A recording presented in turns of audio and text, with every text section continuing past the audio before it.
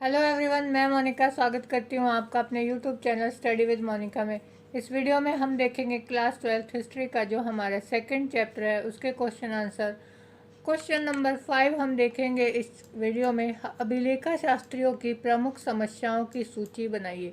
इस प्रश्न में हमें क्या बताना है कि जो अभिलेखा शास्त्री होते हैं, अभिलेखा शास्त्री का मतलब कि जो लोग अभिलेखों का अध्ययन करते हैं। पुराने समय में, अतीत में हमने देखा कि जो शासक थे वो कठोर वस्तुएं, वो चाहे पत्थर हो, तांबे के पत्थर हो या फिर किसी भी कठोर धातु के ऊपर अपने जो है वो आदेश लिखवाते थे, उनको हम अभिलेख बोलते हैं। तो उन अभिलेखों का जो अध्ययन करने वाले जो लोग हैं, अभिलेखा शास्त्री हैं, उनके सामने कुछ कठिनाइयाँ आती हैं जब वो उनको पढ़ते हैं। तो उसके बारे में है ये हमारा प्रश्न।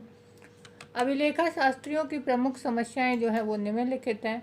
नंबर 1, उन्हें अभिलेखों की लिपियों को पढ़ने में कठिनाई होती है। देखिए, इतने पुराने समय में जो भी अभिलेख लिखे गए, तो उस समय जो लिपि होती थी, जो भाषा होती थी, वो आज के जो हमारा आज जो हम भाषा लिखते हैं, लिपि लिखते हैं, उससे अलग थी। तो उसको पढ़ने में कठिनाई आती है क्योंकि जिस युग में वो अभिलेख होते थे, उनके समकालीन अभिलेखों पर कहीं भी उस लिपि का प्रयोग नहीं होता था। एक अभिलेख जो है अगर हमें किसी समय का मिला है और उसके समकालीन कोई और अभिलेख मिलता है, तो उसके ऊपर जो लिखा होता था वो लिपि अलग होती थी, दूसरा अलग होता था। तो इस तरह से जो अभिलेखा शास्त्री हैं वो उनको पढ़ नहीं पाते। उदाहरण के लिए हड़प्पा सभ्यता के मोहरों और अन्य स्रोतों पर लिखे गए लेखों को अभी तक पढ़ने में सफलता नहीं मिल पाई है। देखिए, हड़प्पा की हमने देखा था कि जो लिपि थी वो चित्रात्मक है, उसको अभी तक हम लोग पढ़ नहीं पाए हैं कि ये क्या लिखा हुआ है। क्यों? क्योंकि इस तरह से शब्दों अक्षरों का प्रयोग वो लोग नहीं करते थे अंकों का, बल्कि चित्र बनाते थे अपनी लिपि में। और वो आज तक जो है पढ़ने वाले जो अभिलेखा शास्त्री हैं वो समझ नहीं पाए कि ये लिखा क्या हुआ है। तो ये एक कठिनाई हमारे सामने आती है उनके सामने कि भाई क्या लिखा हुआ है, वो हम समझ ही नहीं पा रहे हैं।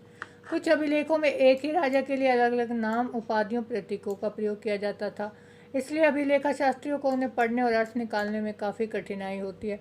देखिए, जो भी अभिलेख लिखे गए हैं उसमें अगर हम देखें अशोक के अभिलेखों को, तो उसमें जो अशोक के अभिलेख मिले हैं उसमें अलग अलग अभिलेख में क्या है, कहीं पर तो अशोक का नाम लिखा गया है, कहीं पर उसकी उपाधि लिखी गई है, कहीं पर उसके लिए कुछ प्रतीक चिन्हों का प्रयोग किया गया है। ये नहीं है कि सभी अभिलेख जो हमें अशोक के अभिलेख अशोक के नाम से ही मिले हुए हैं। तो ये कठिनाई भी सामने आती है अभिलेखा शास्त्रियों के कि भाई अलग अलग एक ही व्यक्ति के लिए अलग अलग प्रतीकों में अलग अलग उपाधियाँ उसकी लिखी गई हैं या फिर उसके नाम अलग अलग लिखे गए हैं। तीसरा है कि कई बार एक ही शासक या उसके वंश से संबंधित विभिन्न क्षेत्रों के देशों में मिलने वाले अभिलेखों में लगभग एक ही युग में अलग अलग भाषा और लिपि का प्रयोग भी हुआ है। अब बहुत सारे अभिलेख जो हैं वो ऐसे भी मिले हैं कि बेशक से वो किसी एक ही शासक या उसके वंश से संबंधित है, लेकिन उनमें क्या है, सभी में भाषा अलग है, लिपि अलग है। तो उसको भी पढ़ने में कठिनाई होती है, वो आसानी से समझ में नहीं आती। अतः अभिलेखा शास्त्रियों को इन्हें पढ़ने में कठिनाई का सामना करना पड़ता है। नेक्स्ट है कि अभिलेखा शास्त्री कुछ अभिलेखों पर अंकित लिपि को पढ़ने में असमर्थ होते हैं क्योंकि उनके समकालीन अभिलेखों पर कहीं भी उस लिपि का अभिलेख नहीं मिलता। कुछ लिपि जो है वो कुछ जो है हमें इस तरीके से मिलती हैं कि वो जो है कहीं और नहीं लिखी होती। मान लो किसी एक ही जगह पर कुछ लिखा मिला, बस उसके और कहीं प्रमाण नहीं मिलते कि भाई इससे मिलती जुलती चीज़ कहीं और भी लिखी गई हो, कुछ और भी उसके बारे में लिखा गया हो, तो इसलिए वो भी जो है पढ़ने में नहीं आती। अभिलेखों में प्रयुक्त वाक्यों से उनके अर्थ को समझने में कठिनाई का सामना करना पड़ता है। देखिए, उन्होंने जिस तरह से जो भी वाक्य लिखते थे वो अब उसके जो है अर्थ को समझना भी बड़ा मुश्किल है। एक उदाहरण हम यहाँ देखेंगे कि अशोक जो था, जब उसने कलिंग विजय किया था, कलिंग कहाँ है, उड़ीसा में, उड़ीसा पर जो है आक्रमण किया था, उसको विजय प्राप्त कर हुई थी वहाँ पर। तब उसने जो है एक 13वां शिलालेख अपना जो लिखा, तो उसमें क्या लिखा कि 1.5 लाख पुरुषों को निष्कासित किया गया, 1 लाख मारे गए और इससे भी ज़्यादा की मृत्यु हो गई। अब ये भाषा बड़ी भ्रमात्मक है, मतलब भ्रम है इसमें। अगर हमें ये ना पता हो कि भाई ये अशोक ने लिखवाया है, तो इसका मतलब हमें ये नहीं समझ में आएगा कि भाई अगर अशोक से विजयी इसमें हुआ है तो ये अशोक ने लिखवाया है। अगर हमें ऐसा कोई अभिलेख या ऐसा कोई प्रमाण नहीं मिलता कि जिससे हमें ये पता लगे कि भाई युद्ध में जो है विजय किसकी हुई थी, तो हमें यही नहीं समझ में आएगा कि ये किसके लिए लिखवाया गया है।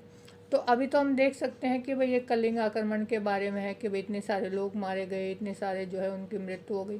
तो इस तरह जो वाक्य लिखे जाते थे वो भी उनका जो अर्थ था वो बड़ा भ्रम पैदा करने वाला था, आसानी से वो समझ में नहीं आता था। नेक्स्ट है कि अशोक के अधिकांश अभिलेख प्राकृत में है। देखिए प्राकृत जो है जनसाधारण की भाषा थी उस समय की, तो उनके जो अभिलेख हैं अधिकतर वो प्राकृत भाषा में लिखे गए हैं। जबकि पश्चिमोत्तर में देखें तो उनके अभिलेख ही अरामायिका और यूनानी भाषा में भी लिखे गए हैं। एक ही ये नहीं है कि भाई अशोक के जो सारे अभिलेख हमें मिले वो प्राकृत भाषा में हैं, नहीं, वो अरामायिका और यूनानी भाषा में भी लिखे हुए उसके अभिलेख हमें मिलते हैं। प्राकृत के अधिकांश अभिलेख जो है वो ब्राह्मी लिपि में लिखे गए हैं, जबकि पश्चिमोत्तर के अभिलेख जो है वो खरोष्ठी भाषा में लिखे गए हुए हैं। अशोक के जो ब्राह्मी लिपि के अभिलेख हैं, सर्वप्रथम उनको पढ़ने में सफलता किसने प्राप्त की थी? जेम्स प्रिंसेप ने। उन्होंने जो है इस लिपि को पढ़ा सर्वप्रथम। इस तरह से अभिलेख आप देख सकते हैं, एक अशोक का अभिलेख है, ये इमेज यहाँ पर देखिए, ये पत्थर है, उसके ऊपर जो है इस तरह से खुदवाया गया है, उत्कीर्ण करवाया गया है। इसके बारे में जो वो अपनी प्रजा को कोई संदेश देना चाहता होगा या कुछ भी लिखवाया होगा, हम इसको पढ़ नहीं सकते। तो इस तरह से जो लिपि होती है उसको पढ़ने में भी अभिलेखा शास्त्रियों को कठिनाई महसूस होती है, उनको नहीं समझ में आता कई बार कि भाई क्या लिखा है, कौन सी लिपि में लिखा गया है। यहाँ पर ये हमारा क्वेश्चन कंप्लीट होता है। नेक्स्ट क्वेश्चन के लिए देखिए हमारी नेक्स्ट वीडियो।